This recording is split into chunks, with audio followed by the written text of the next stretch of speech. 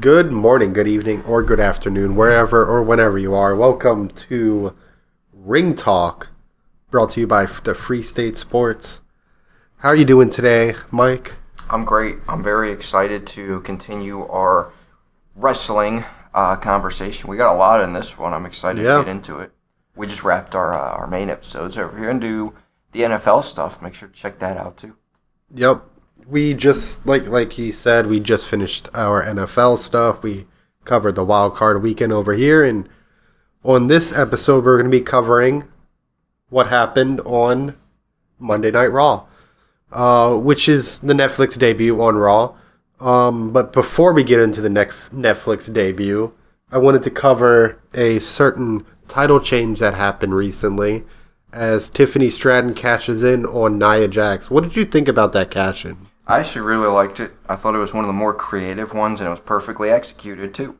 There was like a double Swaffer dunk type of thing where she made people think she was going to cash in, and then she made people think that she was faking it, and then she actually did cash in, but there was more than just Nia involved, so the way it was done and the way it was executed were perfect. I really liked the way they did it, and I liked that it didn't have to come during like a premium live event. So yeah, that was cool too. It happened on just regular cable TV. It was set up pretty good. Yeah.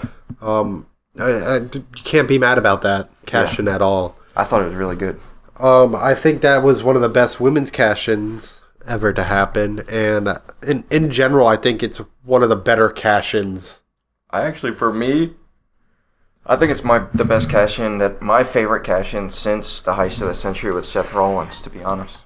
That's fair. Definitely better than Drew McIntyre's cash-in. Yeah, I don't even remember that one. It happened after he won it. Oh, yeah. And then he lost it immediately. Oh, yeah. That was a missed kick-out. Oh, yep. And it was better than Austin Theory's failed cash-in. Yeah, terrible. Yeah. One of the greatest cash-ins that happened recently. Absolutely. Anyway, moving on to Raw on Netflix. It just debuted, and about 4.9 million people tuned in globally. 2.6 million domestically inside the U.S. Just overall, how did you like the stream? Not specifically getting into what happened, but like how did you feel like the stream went for you? I thought it was good. I didn't have any buffering or anything like a lot of people were worried about. It was pretty smooth. Netflix is obviously pretty new to the live events thing, and a lot of people were pissed off because of how the Jake Paul event went. But Raw was pretty good. I like the new setup that they got, the new, some of the new effects and just the production, the route that they went with the new production. It's really cool. It just feels super high quality. Everything is really, really well put together from a presentation standpoint. So I enjoyed it. It was one of my favorite Raws, honestly. Now, obviously, I don't think this is going to be sustainable going down the road, like that high production value. But what they showed on the first one, if it's maybe, I want to say, 2/3 as good as what they showed on the first episode all throughout, I'm going to love Raw on Netflix. And there was a lot of surprises here. Absolutely. Triple H opened the show, obviously, to kind of bring in the new Netflix era. Which there wasn't any major changes to start, which is good. You don't want to kind of pile everything on like, right. Hey, we're on Netflix. Fuck yeah. Yeah. You don't want to do that from the beginning. Right.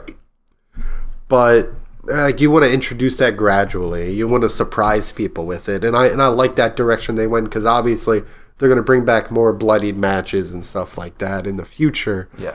But to just jump right into that would have been just like, huh, look what we can do now. Yeah, I agree.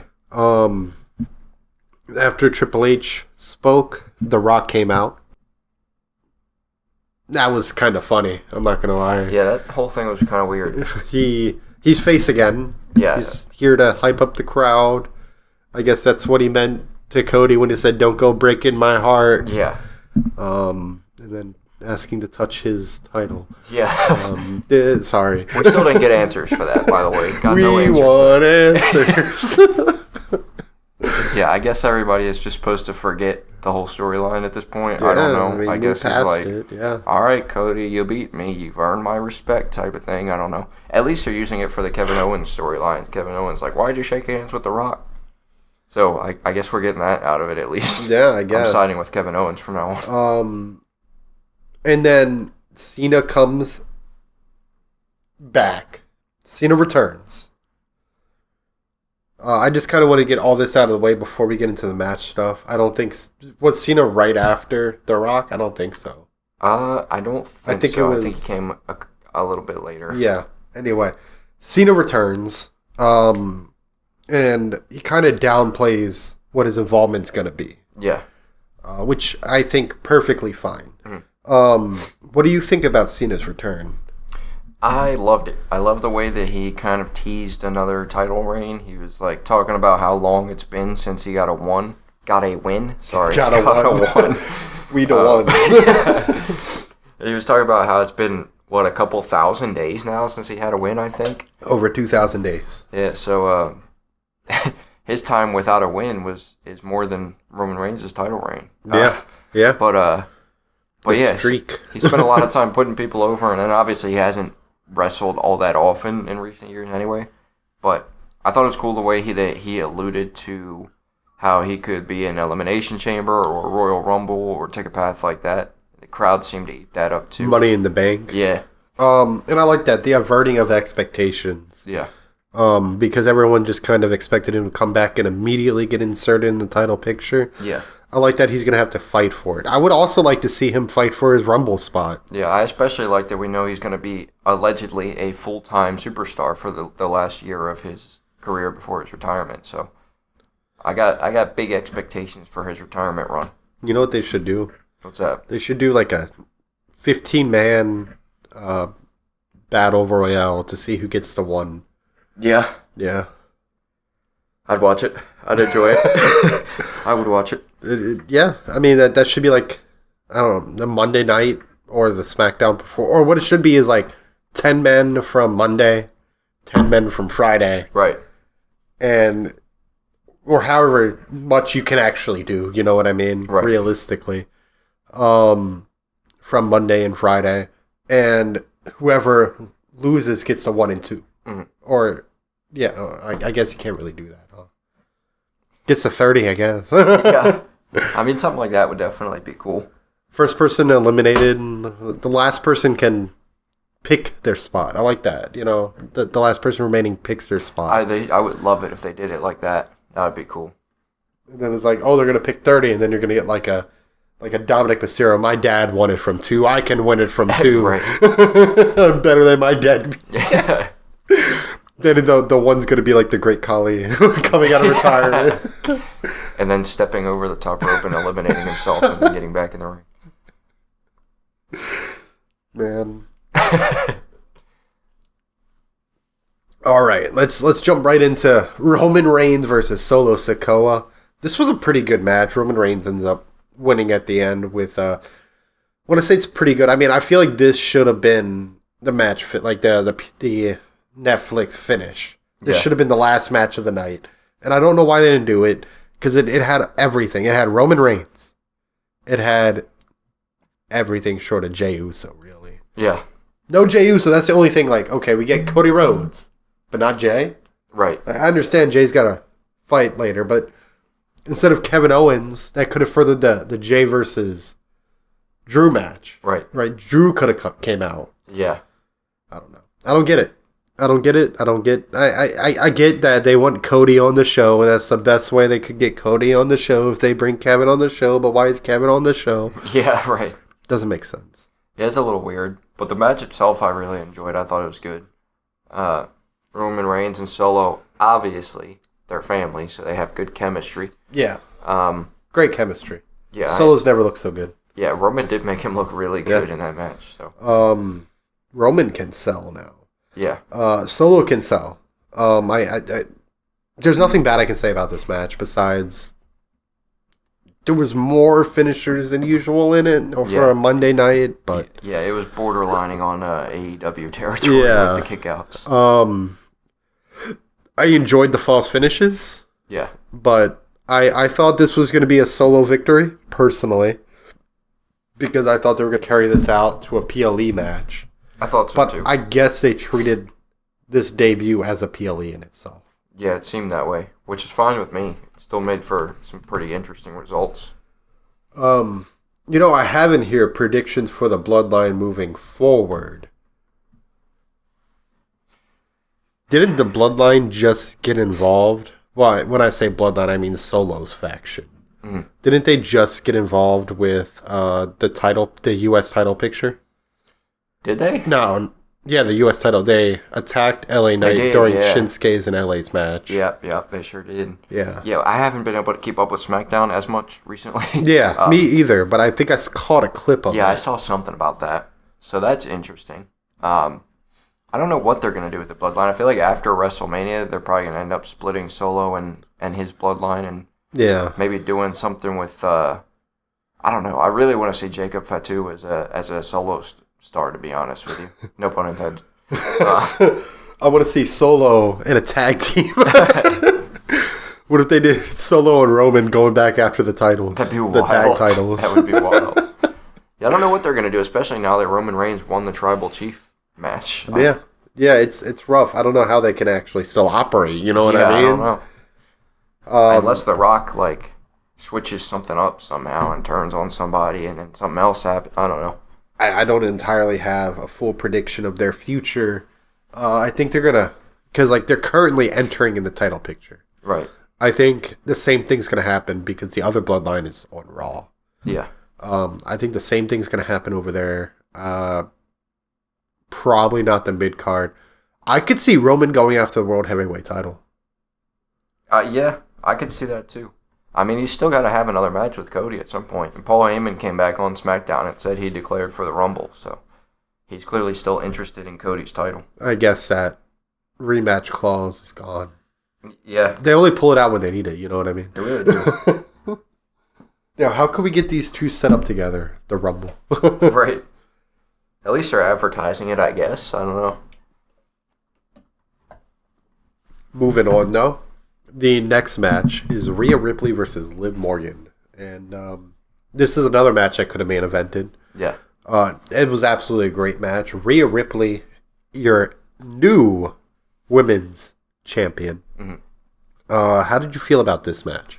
I loved the match itself. Didn't hate the end result, but I kind of wish they'd waited till WrestleMania. That's what I thought they were going to do, and I thought it was going to be, some kind of stipulation. Yeah, but that was wild to see. I just feel like it's the best female rivalry we've seen in a while, so I wish they'd waited till WrestleMania.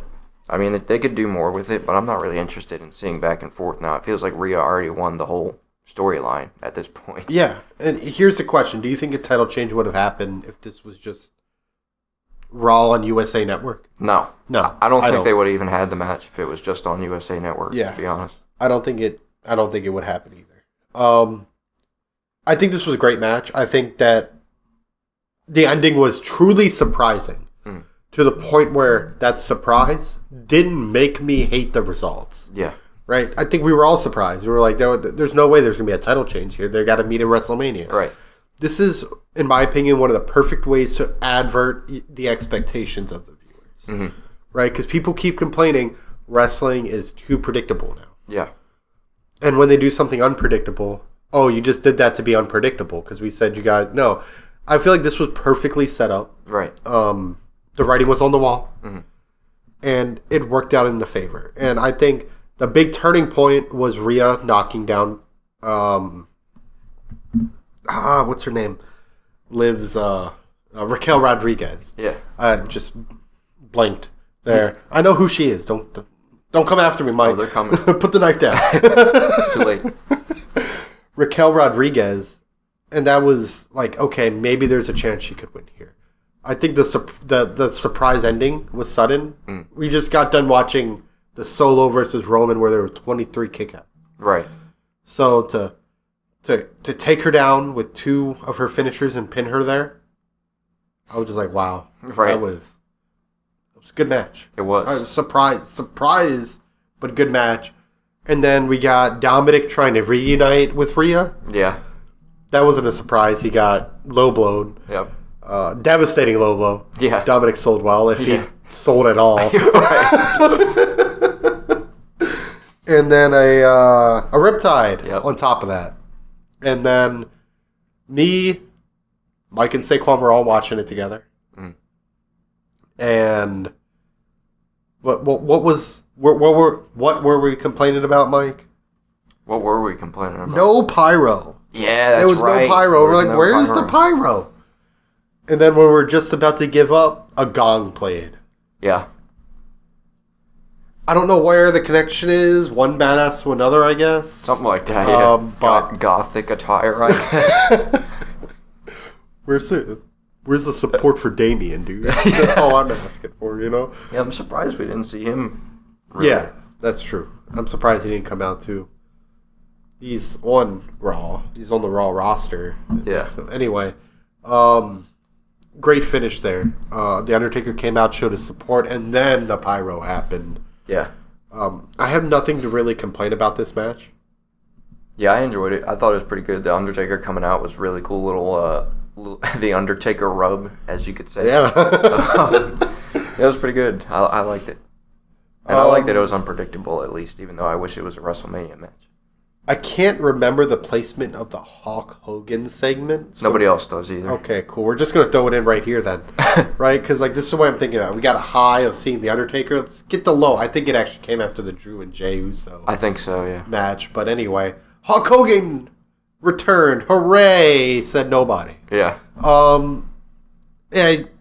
I heard, and I don't know if this is true, but I heard Hogan had paid for that spot.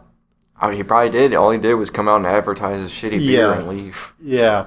He was getting booed before he opened his mouth. Yeah.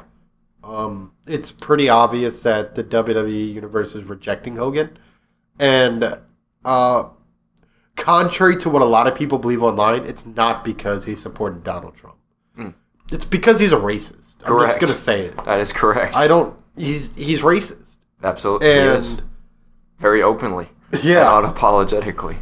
And I assume that we have a very diverse set of WWE watchers out there, right? Mm-hmm. I assume we have people who are Republican, people who are Libertarian, people who are whatever, you know? Yeah. But we also have black people, Mexican people, white people, people who hate racists. Mm-hmm.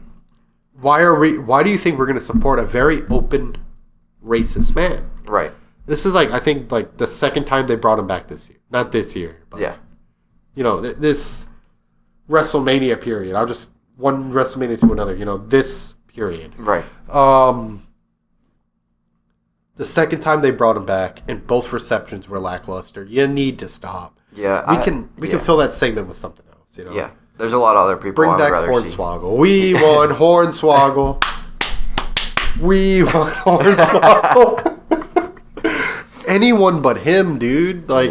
You really okay. Here we're gonna release Dijak. We're gonna release who did they released everybody? Yeah. Release Matt Riddle, and I can understand that he kind of went off the deep end. Yeah. We're gonna. I'm blanking on everybody. Right? I would have just Ricochet. We're gonna release Ricochet. I would have preferred they give the time to somebody else's match. To be honest, else's match. Maybe we get a little bit of a promo. That's something we didn't even get a promo. Yeah. Really. So maybe we bring out Paul Heyman to say something. Yeah. We bring out Cody Rhodes, who we know is there. The Rock comes back out and has an awkward conversation with him. Yeah, something. Anything other than that. Dude. I didn't like it. I didn't like it at all. Made zero sense. I'm not a fan of this segment. I'll rate this segment a -10 out of 10. Yeah, if he's gonna come back like that, he has to at least put somebody else over. Dude, if he comes back like that, I want Bronson Reed's music to hit next. Yeah, time. Dude. Even if we were in an alternate reality where he didn't say the racist things he said, the fact that he came back just to promote his beer and then leave is just disrespectful. Yeah. Seriously. When The Rock comes out, he at least says something, you know? He at least hey, you know, I'm The Rock. And he at least gave us a whole... I'm electrifying. He gave us a whole little storyline, at least. Yeah. He provided entertainment. Hogan came back, had Jimmy Hart waving the flag in the background. Yeah, how much did Jimmy Hart get paid to do that? Yeah. It was so tone deaf. It was. Because he's getting booed and he's just carrying on, all happy and joy. Like, y'all, dude, you guys really must hate Jimmy. I was waiting for something like somebody else to come out or for some type of announcement, but it was just about the beer. Yeah. It was crazy. I'm going to be declaring my beer as a sponsor for the draft. In the Rumble. It was, speaking of sponsors, how do you feel about the in-ring sponsors? I am not crazy about them, but if it means we don't get commercials, then I'm off. Well, I guess the people that have commercial Netflix are still going to get commercials. No, I don't have commercial Netflix, and I still got commercials. Yeah, that's right. If you watch the show, let us know if you got commercials or not, because I did not get commercials, and Saquon and Andrew both got commercials. We all partied up, and we had our friend Jose join the party, and he was watching it with his friend, and then me, Mike, and Saquon were watching. Mike was the only one out of the three of us to not have a commercial. Yeah. We all paid for the same membership. So Mike doesn't have a commercial. I have commercials. Saquon has commercials. Mm. Jose didn't have commercials, but his friend had commercials. It makes no sense. Right. But it's not like I really cared at all. You know what I mean? Honestly, if it brings in more revenue for the WWE so they continue putting this top-notch performances out there, I'm for it. You know, I'm fine with it. Moving on, past the Hulk Hogan stuff, Drew McIntyre versus Jey Uso. Jey Uso gets the win here, and this was one of my favorite matches of the night. I think Drew McIntyre and Jey Uso have great chemistry together. I agree with that. I think this is their third match now, and I don't think they put on a boring match once. Jey Uso ends up getting the win. I think that's the right call. Drew McIntyre won the last match. Yeah. This comes off the back of Drew McIntyre just obliterating Sami Zayn at a PLE. Right. How did you feel about this match?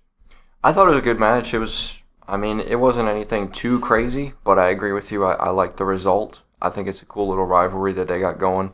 Everything that Drew has going with seemingly the members of the Bloodline, and then Kevin Owens has issues with Cody Rhodes for how he teamed up with, well, I guess not the Bloodline anymore, but the OG Bloodline. So I heard rumors that there might be a faction forming with Drew and Kevin Owens and I think somebody else. That'd be cool to see. So I like what they're doing with Drew, continuing to build him as a monster heel. And the match with Jey was really good. Like you said, they had good chemistry. I enjoyed it. I absolutely agree with that. And then the final match, the main event, the actual main event, which I don't think should have been the main event, personally. Yeah, right. I feel like Roman Reigns and Solo should have been. Mm-hmm. But if you want to make the women's titles relevant, which they should be relevant, right? Rhea and Liv should have main evented. Yeah. Just hands down. That's fair. I think that probably would have got more eyes anyway. Yeah. Punk and Rollins, not to discount, this match was great. Mm-hmm. This match was fantastic. Could have been an opener. Fantastic match. So many finishers were hit. I think CM Punk hit 2 stomps on Seth Rollins. Mm-hmm. Seth Rollins hit a GTS on Punk. Right. And it ended with Punk hitting a GTS on Rollins. Rollins bouncing off the ropes, falling back on Punk's shoulder, and getting another GTS hit on him. Mm-hmm. Fantastic finish. What'd you think? I agree. I thought the finish was really good. It was really well executed. They actually had very good chemistry, too. Very clearly all about the business, because I think there is... I'm sure they don't hate each other's guts like they allude to, but I'm sure there's a little bit of slight bad blood between them. But they're keeping it professional. And, man, did they put on a show. They really... Yeah. They're all about business when they're in the ring with each other. They had a really good match.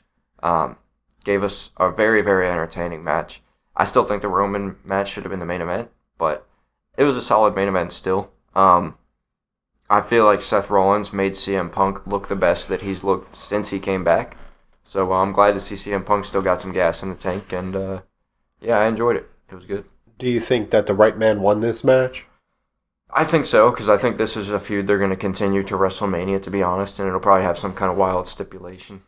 If I really think about who's the petty one in this feud, it most likely would be Seth Rollins. I agree, and I think that's what they're trying to slowly get you to align with, because it feels like Seth might be headed for another heel run, to be honest. Yeah, it started on the back of, and most people probably won't even realize this, started back with Bronson Reed.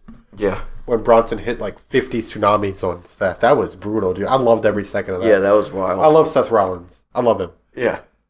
He's one of the reasons why I'm into wrestling today. Right. That was brutal. What was done to him, and I loved every second of it. I was like, one more hit. One more hit. Dude, Bronson Reed's been hilarious on X. I saw that. Yeah. Just a lot of like, I think someone recently said, give Bailey a tsunami, and then he said sorry, and then he added Bailey. Carrying on. Welcome to the new year. This is actually the first podcast episode we're recording in the new year. The last podcast dropped.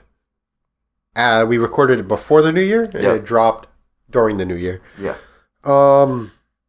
So, what are some things that you and I are looking forward to in 2025? I'm really looking forward to seeing what Netflix continues to do with Raw, to be honest with you. I think we could get sort of a throwback to the Attitude Era. And like you said, I think it's going to be a slow burn. Yeah. But I think the possibilities are endless for what Netflix can bring to Raw. And I don't know what will happen with SmackDown. I don't know how long their contract is with the USA Network, but eventually they'll probably be moving somewhere else too. I don't know. The future is very bright for WWE. They had a really strong year last year, and somehow Triple H just keeps upping the ante. So I'm excited to see how aggressive they can be and how I don't know what the explosive the product can be, I guess I should say. Absolutely. I'm looking forward to, within the 2025, the new women's mid-card titles. Those two, yeah. We can have more women now. Yeah. I'm already happy to see Chelsea Green win a title. Very deserving. I can't wait to see more people win titles in the women's division, because for the women's division, you were either in the main title scene, you were in a stupid side storyline that didn't even matter. Right. Or you were in the title picture, the tag team title picture. Right. That was it. Yeah. Or you're going like a 2K game with the lack of options. You were in NXT or you were going over to AEW. That was it. Those were your choices. And I hated seeing that. The women's roster is probably the strongest it's been it ever. Yeah, I would agree. 100%. And it looks like we're probably going to end up getting Becky Lynch back. Mm-hmm. She's currently still on the active WWE roster. Yep, Alexa Bliss also is supposed to be coming back sometime Alexa soon. Bliss is rumored to return soon. Hopefully that's going to be in the 2025. There's been a lot of rumors. The lawsuit with Vince McMahon just closed. Yeah. They're actually expecting a a Brock Lesnar return. Maybe a Braun Breaker return, if I'm a good boy. A Brock Lesnar return. That would be big. It would. I actually watched around Brock Lesnar all my life, all the way up until he faced Cody. Like I joined basic. Like when I started watching wrestling, he wasn't wrestling anymore. When he came back and started wrestling, I was in basic training. Right. Crazy. Or I wasn't watching. Crazy. Do you have anything else you're excited for in the year 2025, Mike? Well, I agree with you about the women's titles. I think that'll be fun to follow, too. I'm excited to see what they'll do with NXT, because it kind of feels like they're in a little bit of a lull right now. I'm hoping there's some more call-ups by the end of the year. That would be cool. I'm really excited for this WrestleMania season. I think the premium live events leading up to WrestleMania might be some of the best ones we've seen for the road to WrestleMania in a long time. So yeah, The Rock came back, Cena came back. He's on his retirement tour. I think the product's just going to be really, really good all the way around through WrestleMania. I don't have anything else I'm excited for besides the stuff you said already. Yeah. So we're going to move on to our last segment, which is going to be kind of predicting championships to end 2025, or even if you want to throw somebody in there who you think is just going to win a chip in 2025. We're going to go by titles, starting with the WWE Championship, currently held by Cody Rhodes. Who do you think is going to be winning the title in 2025, if anyone's going to be winning the title, and who's going to end the title? Any of those. So, this is kind of difficult because I feel like my ideas are very far-fetched, but I'll tell you what I would like to have happen. I really want to see Randy mix it up with Cody. I want to see Randy turn on Cody. Me too. Maybe, I don't know who's going to take the title off Cody. I would like to see it be one of the younger guys, maybe Braun Breaker or something like that. But I would love to see Randy mix it up, maybe win himself a world title. I would like to see him maybe win himself a world title. I said off podcast when John Cena teased his Royal Rumble entrance this year that I actually thought he might stand a chance of winning, just because I don't know who else really is in position to win it. Yeah. But I would love to see John Cena win a title too. I think we'll get on our Royal Rumble picks next episode. That's something for you guys to look forward to. Yeah, that'll be a fun one. I think there's a good chance John Cena could end the year with the world title, being that it's his retirement year, to be honest. With the world title or the WWE title? The WWE. Which one does Cody hold? What is it called again? The WWE Undisputed. That one. Championship. That's the one. Although I wouldn't surprise me if it was heavyweight, but that's the one. Wouldn't surprise me either. I would say John Cena for the WWE. I like that a lot. I don't know if Cody's going to be losing the title in 2025. Really? I would like to say yeah. Mm-hmm. I really would. I think if he does lose the title, it will most likely be to Roman. Yeah. And I don't think he's going to drop that title until he drops it to Roman. Personally. The World Heavyweight title currently held by Gunther. Who do you think could win it? Is Gunther going to retain all the way throughout? Well, I see Braun Breaker in your notes. That's a really good one. Yeah. Yeah. I wouldn't mind seeing a heel Sami Zayn finish the year out with the that would be crazy. I didn't even think about that. Yeah, I don't know. He could be poised for that. Yeah. Or Kevin Owens, really, either one of them. Of course, there's a lot of times we don't even know who's going to be on what brand by the end of the year. Oh, of course not. No, this is like a way too early prediction. Yeah. I don't know. It could still be Gunther, to be honest with you. I could see him holding it for the whole year. Originally, I had retained, and then I thought, wait a second. Braun Breaker. Yeah. I don't know. I kind of want to say retains. I feel like they're going to give him a really long reign with it. That's fair. I could see retains. I think Gunther might be mixed up in the WWE title picture as early as 2026. So. Yeah, I could see that being the case. Moving on to the Women's WWE Championship, currently held by Tiffany Stratton. I think Tiffany is going to turn babyface, to be honest with you. And I think people are going to want her to keep the title for a long time. With her being so new to wrestling compared to some of the other women, I don't know how long she'll actually be keeping it. I don't know if I see her going like the whole year with it. Oh, absolutely not. I don't see it either. I would like for her to have a good run, but I think if she gets a good run, it'll probably be later on in her career. I don't know. It would be cool if Alexa Bliss came back and took it from her or something like that. That would be cool. I see you got Bianca in yours. That's a good one. Shout out to Devon. Yeah. Bianca Belair, and the reason why I thought that is I thought maybe Tiffany can kind of go on a mega heel run, kind of form a faction around it and everything. Mm. It'll take a Bianca Supergirl type character to take her down. Maybe. There's a possibility of that. Yeah. Plus, they're on the same brand. That plays a huge role right now, at the very least. Yeah. I wouldn't mind seeing Bianca take it. Hey, oh. Oh, no. Sorry, I just channeled my inner Devon.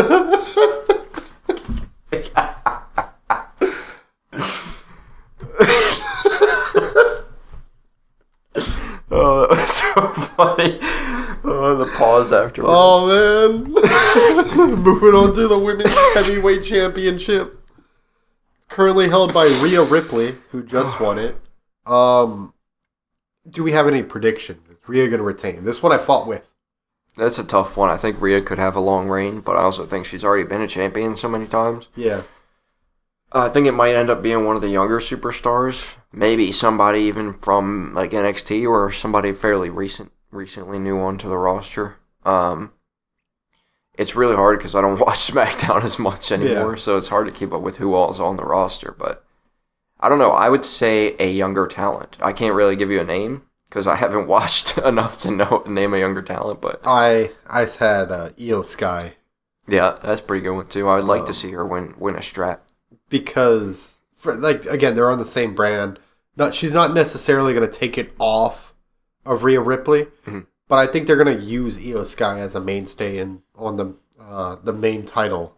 Right. Because she's previously held a title. This is going to be her first title she gets without the help of the Money in the Bank briefcase. I don't know. I could see Io Sky being champion at the end of 2025. That's fair. I wouldn't bet against it. All right, moving on to the World Tag Team Championship, which is currently held by the War Raiders, which is Eric and Ivar. Yeah. I'll tell the listeners at home. I didn't even know they held it, to be honest. That's how long it's been since I watched. Yeah. I didn't either until I looked it up. We're terrible journalists. I don't know. That's a tough one, too. God, I don't even know any active tag teams. I think, God,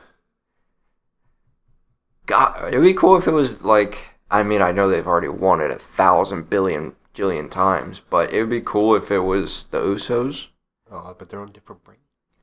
No, That's true. I have the USO'S for the next championship. Which brand are, they're on Raw, too. Never mind. I got the Creed brothers. That's a really good one, actually. Yeah, under the tutelage of Chad Gable. Yeah, absolutely. And then with the other championship, which is the WWE Tag Team Championship, DIY, I have the Usos overthrowing them. Yeah, that's fair. Maybe I'll just... My bad. It's Now, this could go either way, Yeah. because Jimmy is still a SmackDown superstar. Right. And Jay's still a Raw superstar. Yeah. The draft has yet to happen. Right. So, I'm assuming if they get drafted, they're going to be drafted to SmackDown. I would agree with that. That's fair. Yeah. So, they have been champions for a million times. It's just because they're such great champions. Sticking with the championships of the tag teams, the women's tag team championship held by Naomi and Bianca Belair. Who do you think is going to overthrow them? I think it could be one of the. Oh God, I'm like drawing a blank right now. One of the. I think that might end up being one of the NXT duos. I got Alba Fire and Isla. I was actually trying to think of that one, and I couldn't think of their names. They're fairly new to. They've been called up for a couple months now. But they've already held the title once. Yeah, very briefly. I would like to see them get a good run. I could see that being the case. Moving on to the men's U.S. Championship, currently held by Shinsuke Nakamura. The U.S. Championship. Wow. Every time I look at your notes, I'm amazed. And also, I'm unprofessional. I didn't make any notes. Men's U.S. Championship. I would probably say, I don't know. That's a really good one. It could be somebody in the bloodline. I think that's fair. It wouldn't be far-fetched for it to be like Solo or something like that. Jacob Fatu. Yeah, one of them I think will probably end up breaking off to start taking more of a solo route. No pun intended. It always feels weird when I say that in reference to them. Yeah. But yeah, I think there's a good chance it could be one of them. I mean, there's so many of them. I have a high chance of being right if I just say somebody from the bloodline. And you even say which bloodline. Like, it could be Sami Zayn, it could be Jay, Jimmy, Roman, Paul. Yeah. I'm going to say Solo, honestly. Right. I have Carmelo Hayes because he's always been just right there in that title picture the entire time. Yeah. Lost against LA Knight, lost in that triple threat match. I would love to see him win that title finally, and I think he will. Yeah. I think he will. That's fair. Men's Intercontinental Championship currently held by, my prediction for future World Heavyweight Champion, Braun Breaker. Who do you got there? I would like for that to actually be... I would like for that to be Kevin Owens, to be honest. Kevin Owens? That's I really fair. would. I think he's going to have a really strong year, but I don't think he's going to beat Cody for the title, to be honest. Yeah, Kevin Owens is great. I have Drew McIntyre. That's a good one, too. personally. Which is ironic because we were just talking about how they might form a faction. Yeah. I don't think... I don't know. I was thinking Drew McIntyre, Sheamus. Sheamus ain't even wrestling right now. Sheamus, that's the one title he hasn't had, isn't it? Yeah. That'd be cool. But I feel like Drew McIntyre might just beat him for it out of spite. Yeah. If he ever wins it this year. I don't know. Right. I don't know. That one was kind of hard. The Intercontinental Championship is kind of... it might be dominated by Braun Breaker all year. Mm-hmm. Who knows? Right. Now, for the women's mid-card title, the Women's U.S. Championship held by Chelsea Green. Any predictions? So this one's a little hard because I want to pick the predictable route that they've done a bunch of times before, but they've been a little bit more unpredictable lately, so I could be way off. But I think Piper's going to end up turning on Chelsea at some point. I think that could take a while, so I think there's a good chance that we see Piper Niven being the U.S. champion, women's U.S. champion by the end of the year. That's fair and predictable. Yeah, very predictable, as Saquon would say. Lyra Valkyria. That's a good one, too. Came up pretty much just shy of winning. What was it? Wasn't it the women's? I think it was title? The women's intercontinental title. I think. Yeah. I think. Yeah. Anyway, I put Lyra Valkyria. I think she's a fantastic superstar. They've been treating her like a superstar. You know what I mean? I don't see why she couldn't win. Personally. Yeah, that's fair. She definitely has a bright future. Yeah. Again, this is very hard because it's just like so much can change by then. We haven't gotten the draft yet. Yeah. We haven't really seen anything fleshed out with any of the titles. We haven't seen title pictures. This is a blind guess. Sometimes it's just a gut feeling. You know what I mean? It really is. It's my gut saying it's Lyra Valkyria. Now, this one isn't a gut feeling. I can almost put money on this one. The women's IC title, currently held by nobody. They haven't crowned, right? No, I don't think so. Okay. I'll do my prediction first. Jade Cargill. That's really hard to beat, honestly, as a prediction. Yeah, I mean, she's injured right now, so she's got time for recovery. Yeah. I don't think they're going to keep her and Bianca together forever. Bianca's going to go solo. She's going to go solo. I don't think they're going to have them pursue the same titles immediately. I don't think they're going to have them feud immediately. I think it's going to be a slow burn, and Jade Cargill is going to pick up in the ice. Triple H's been doing great, not just chucking people directly into the main title picture that doesn't deserve it. He has been. I don't think Jade Cargill has done enough to be chucked into the main title picture, which is why they created the women mid-card titles. That's fair. So I think this is a perfect title to start her off and build rapport with WWE fans. I'd agree. That's a very solid pick. I'm going to go out on a limb. Mine's a little bit more aggressive. A lot of things would have to go a certain way. I think if Tiffany Stratton has a really short reign, like 2 or 3 PLEs, I think there's a chance that she could be in the Intercontinental title picture by the end of the year. She's somebody else who's red hot right now, and I think she'll continue to be for all 2025. I think she's going to have a strong year, too. So Jade Cargill probably is the strongest, most likely pick, I would say. I mean, obviously, look how muscular she is. Yeah. But I don't know. I'm going to go on a limb and say Tiffany Stratton's going to get put back in a title picture for a mid-card title. That's fair. That is okay to think. She's already holding a main card title that she went off of a briefcase. Again, Triple H has been doing pretty good. I could see it. Yeah. Maybe somebody wins it who she's got beef with. Right. Maybe she's a dual title holder at the end of the year. Yeah, that'd be cool too. Yeah. I'm all for it. After finishing up Jade Cargill and Tiffany Stratton being our final picks of the night, I think that is all we have for this episode of Ring Talk. What do you think? Yeah, that's all I got. That was a fun one. I always enjoy predicting things and seeing how far off we are when the time rolls around. This is definitely something we should revisit right before New Year's. Absolutely. And that's something I'll put in my notes to do. I always keep all my notes for everything I've ever written down. For sure. I delete mine. It doesn't sound like I do. It really doesn't. I say the most off-the-wall deranged. I'm still getting used to this. This isn't my everyday. I'm an analyst. I am an analyst, believe it or not. It's just I'm getting into the sports world more and more, and I'm understanding more and more. And I appreciate all 57 of you guys. Yeah. Including Charlotte. Plus the one listener on Spotify, that's me. Who doesn't listen anymore. Also, please follow us on Spotify. What are you doing? You could listen on the go. Put your headphones in, put it on in your car. Make a Spotify and follow us over there. It's very easy. I don't see why not. Absolutely. Just do it. Just do it. Instagram too while you're at it. Seriously, if you made it this far into the video, make sure you hit that like button. You obviously enjoyed the content. You stayed this long. Yep. Make sure to subscribe and leave a comment down thinking who you think is going to be the champion in 2025. Hell yeah. That is all I have. So I will catch you guys in the next episode. Deuces, ooses.